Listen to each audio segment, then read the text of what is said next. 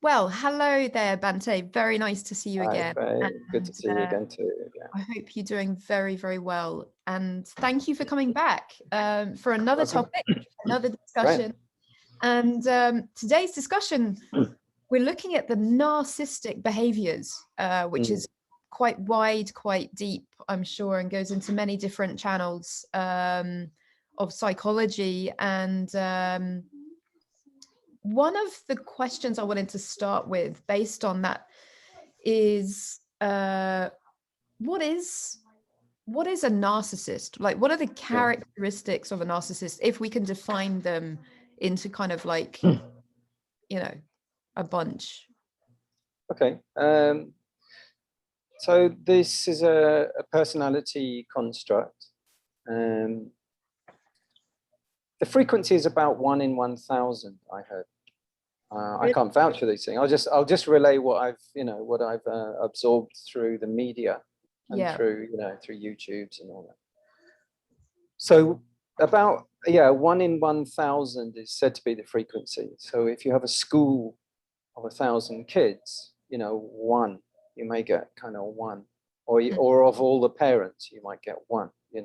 So that's kind of the frequency, and it will tend to stand out. There are, generally speaking, two different constructs that are referred to in narcissism. Firstly, and that is covert narcissism or vulnerable narcissism, because they tend to be quiet. They don't shout about it. They don't advertise it. Yeah. Just they have the similar characteristics that I'll next say about the other type, but all hidden inside.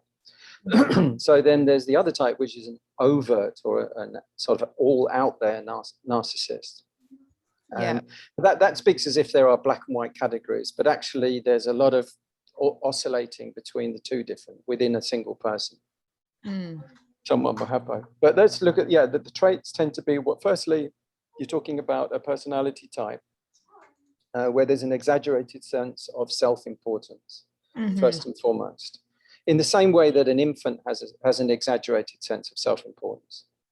And that's a sort of hint about, the origins of this sort of idea, is that basically they don't really develop.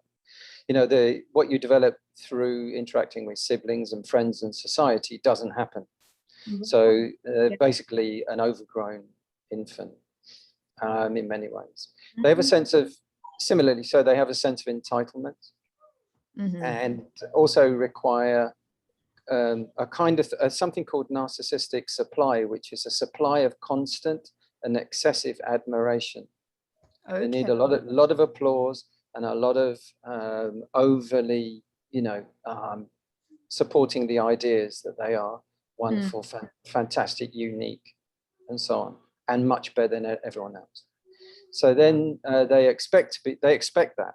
So that, the need for that is like oxygen for a narcissistic type of person who hasn't managed to work on this problem. So as I say, when we make it fixed, like they are this, we make it sound like it cannot be changed. Now, it's not likely to be changed, but it can be. But it's just not likely for several reasons, partly because they don't believe there's any problem. They just have they just visit a lot of problems on other people. And they also don't recognize that, and they also don't really care. So, but first of all, they don't recognize it. There's just, that's those other people just showing how inferior and defective they are. So there's this this expectation to be recognized as superior, even without anything to show for it. So they might just believe, I'm just a fantastic musician. But when it comes to show something on the piano or the guitar or singing, it's just nothing there. They haven't actually developed any skills. But that's just a sort of trivial detail. The fact that they haven't got any musical skills, but they just are brilliant. As far as they're as good as Mozart, if not a bit better. And they could have made Beethoven a few tips, but show me something. So I didn't know, you just won't understand the way it works. I think so, something like that.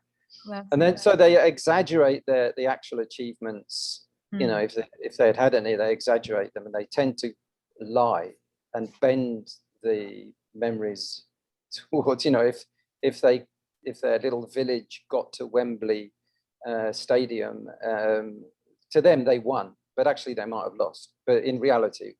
So for example, there's that kind of thing.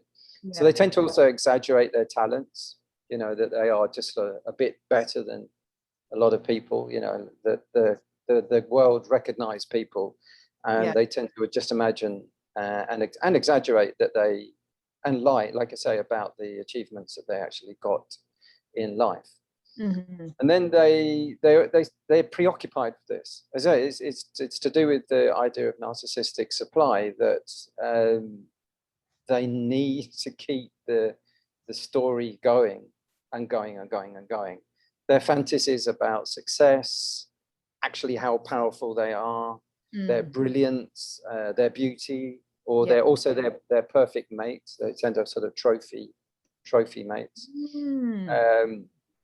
This is all part of it. Yeah, people tend to be puppets, to be manipulated by them in order to get the feed that they need from wherever it comes.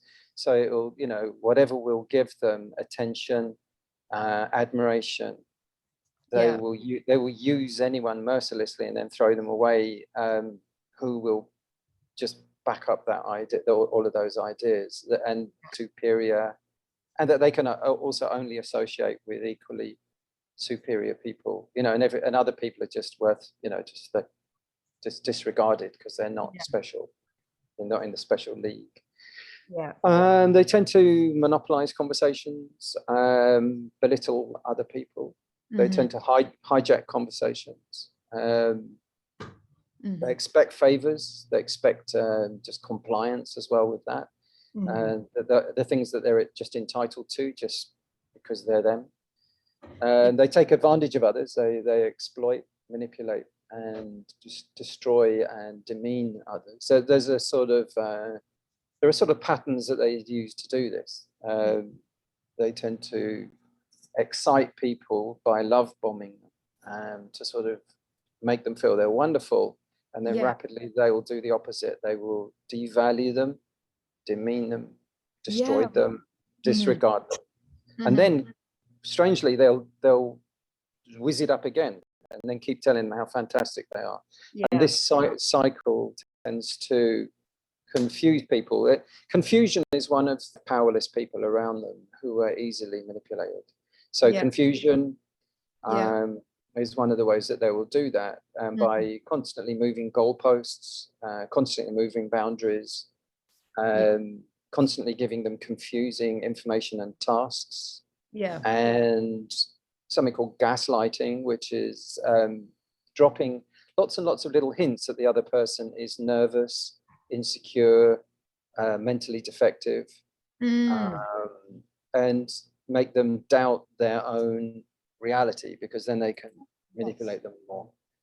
So then they can, once they're manipulable, they can also take advantage of them to get what they want, and to sort of start creating the story, you know, which suits their projection.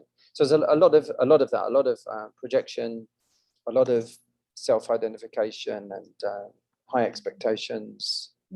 A lot of lack of insight. Another thing that's very characteristic is lack of empathy. So there's only one needs in their world, which is theirs. There's only one thing that's interesting. Other people's needs are just a kind of huge blind spot in them. So that lack of empathy, and also I think it's neurobiological. It's like their mirror neurons aren't properly activated. So when somebody else is showing needs, you know, they're not really picking them up. And they're not really able to respond in the compassion and empathy and sympathy range. So generally it's one-way traffic. It's just all about them, and they're very bored. They're bored very quickly. Because they're just not interested in those other stories. When people start giving in their ideas and their needs and their feelings and reporting their experience, they just quickly get tuned out, because it's just not interesting to them, because there's only one thing that's interesting to them. It's them. The conversation tends to be only about one thing, and it's them. So if you want to sit down and have a beer with a narcissist, just be prepared to listen to one subject, and it's them and their life, and them and their life, and them and their life, and them and their history and their life, and them and their life, and me, what I'm doing. But what I used to do, it's just all going to be about one subject. A couple of other traits are the envy. There's actually a lot of envy there, but they expect other people to be envy and jealous of them. They just think that's a given because they are so high and superior that they assume this sort of jealousy around others. And like a possessiveness. Are they quite possessive when they have somebody, like you were saying, like a sort of using people as puppets? And it's like, you know, this is mine, this is my person, this is my it's not quite the same as a regular person being possessive. For a full-blown narcissist, the other is not another, they are them. There's one of the problems is like, you know, if I put my arm out, you know that you might say, well, this is me. Well, that actually is what they're seeing of another person. They are them. So and when the other person starts to exhibit signs of personal identity and separation, so that's a bit confusing for them, because they operate with a sort of circle around them of them, and everybody who doesn't sort of work like that to show that that other person is actually them, it's just an extension of them. They start reacting in various ways to try to bend it back the way that they see it. Now that's fascinating. Yeah, what kind of tactics have you researched about that? What kind of tactics would they use to bend? Well, it's the emotional immaturity involved in that is not dissimilar to the what goes on in the dynamics with the relationship between alcoholics parents who are very emotionally immature and incapable of meeting their children's needs or their partner's needs, and with narcissistic parents. So the dynamics often then, you know, children tend to either conform to it all and just agree and go along with the whole story. Yes, daddy's brilliant, daddy's fantastic, daddy's the best, rather than turning around to them and going, hey, stop doing that, you know, challenging them, because that doesn't go down very well. You are then likely to get sacked. From there. Which you can't do in a family. So you know, you can do that if you're in a government that's being run by someone who's very narcissistic. So you tend to see a lot of that going on, or a CEO. There's a lot of sacking, a lot of dismissing, because that's basically what they've always been doing, is dismissing people from their company who aren't going along with the idea, the main idea, which is, you know, what I said, like they're all fantastic and that. So